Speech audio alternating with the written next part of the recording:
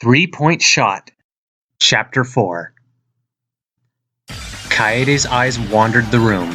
If Kokichi was telling the truth, then someone she thought had an alibi was actually lying. It seemed impossible to piece together. And suddenly, a single piece of information took root in her mind. At one point she left for the bathroom. She wasn't gone for very long, so I didn't find it suspicious. Shirogane-san. Kaede's declaration was just above a whisper as realization dawned. The blue-haired cosplayer immediately turned to her. "What's wrong?" "Around what time did you go to the bathroom?" "Just a few minutes before." Shirogane trailed off. She blinked twice before realizing what she was really being asked. "Are you accusing me?" "To answer your question," Korikyo chimed in, "it was just a few minutes before the body discovery announcement. She didn't return until slightly afterward." Exactly when the mastermind would have been committing the crime, Shuichi realized. "Hold on a second," Shirogane cried. "Are you really accusing me of murder just because I couldn't hold my pee?" "It's not that I'm accusing you," Kaede replied. "It's just that you don't have an alibi anymore and we need to explore that." "Isn't it weird that that's the only part of the night you don't have an alibi for?" Kokichi taunted. "I was in the bathroom!" Shirogane shouted. "That's right, you were," Shuichi said, his tone indicating that he was beginning to put the pieces together. "And that's just about perfect." "What are you talking about?"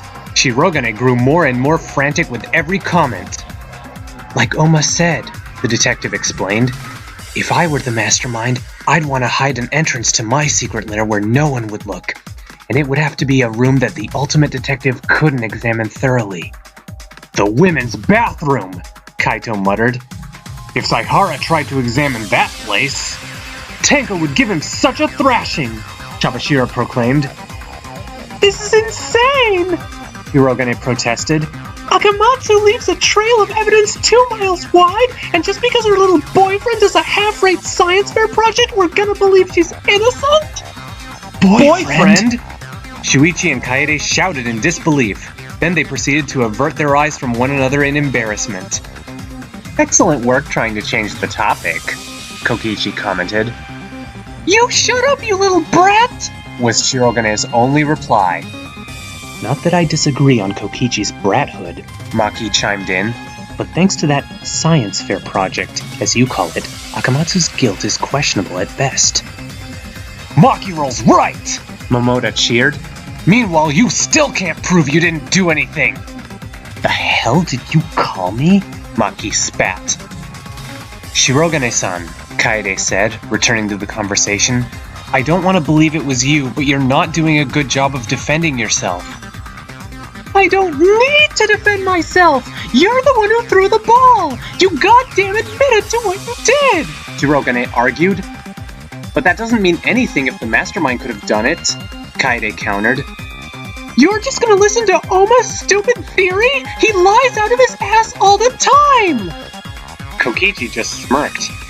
"I find it funny that I don't have an alibi, but she just wants to pin it on Akamatsu-chan instead." "You're the one who killed Amami!" Hirogane proclaimed. "That's how it's supposed to go!" "How what's supposed to go?" Kaede asked.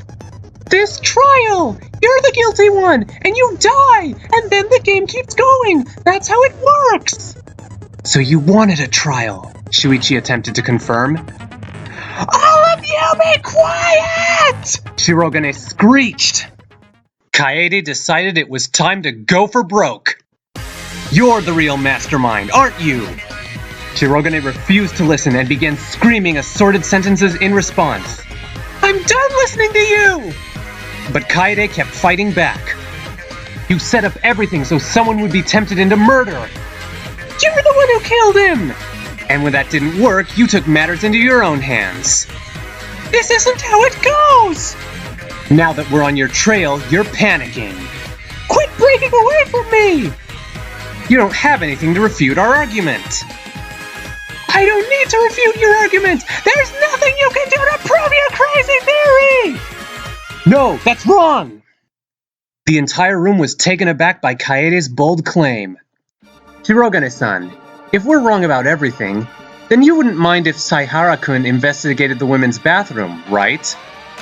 What? I say we let Saihara-kun investigate the women's bathroom top to bottom. If he doesn't find a hidden passageway, then we'll just have to move on, won't we? You can't! So girls, Kaede asked the room, mind if we let Saihara-kun take a look? I don't mind, Maki replied. Tango will want to supervise, but sure. Anji thinks that's a good idea. Himiko yawned before saying, cool with me. Saihara getting down and dirty in the girls' bathroom? Miu joked. I like it. If that is everyone's wish, I will also permit it. Kirumi finished. No! Shirogane shuddered. This isn't happening! Well, Monokuma, how about it? Kaede challenged. The Ursine headmaster considered this for a moment before declaring, I suppose a little break couldn't hurt. What? Shirogane yelled. Why would you do that? You can't just let them do this! That's not how this goes! I'm the headmaster, dearie, Monokuma reminded her. What I say trumps everything else! You can't let the trial go like this! You need me! Shirogane immediately clasped her palm over her mouth after she realized what she had said. An audible gasp filled the room. You and Monokuma, Kaede muttered. Shuichi finished the thought. We're working together? The cosplayer was at a loss for words. I don't understand. How did this happen?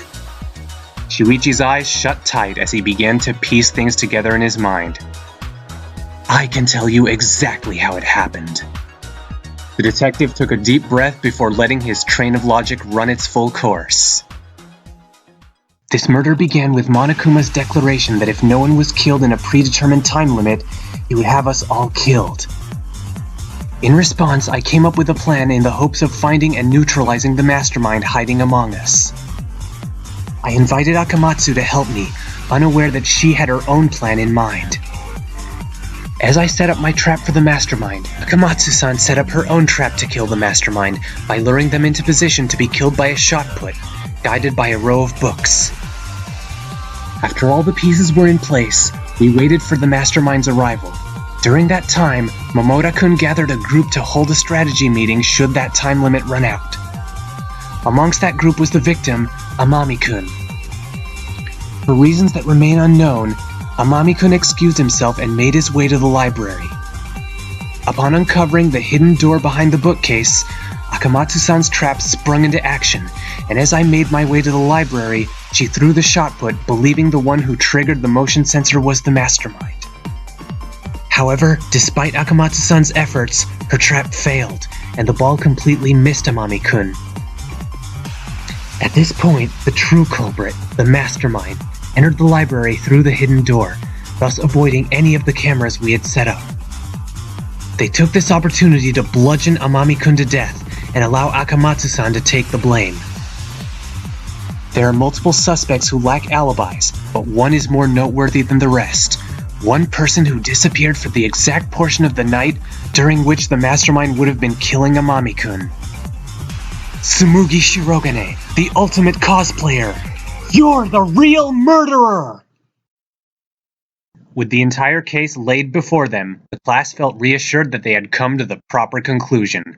With nothing left to say, Monokuma decided to take action. Alright, if there's nothing left to discuss, then I guess it's ballot time! What? Shirogane cried. You can't be serious! Deadly serious, with emphasis on deadly! Papa, can we do this part? Monotaro asked. Well, I guess you could use the practice, Monokuma agreed. Alright then, please cast your votes with the lever in front of you, Monotaro ordered. Who's gonna get chosen as the culprit? Monosuke wondered. Will your choice be right or hopelessly wrong? Monokid shouted. What's it gonna be? What's it gonna be? Monofani asked, quivering at the possibilities. Monodam again remained silent. The class slowly but surely cast their votes, and after the final vote was sent in, the view screens around them displayed what appeared to be a roulette wheel, with each of their faces on it. The roulette wheel spun before finally landing on Shirogane's face. Bright colors and flashing lights only served to emphasize the most important feature. A single prominent word. Guilty. End of Chapter 4.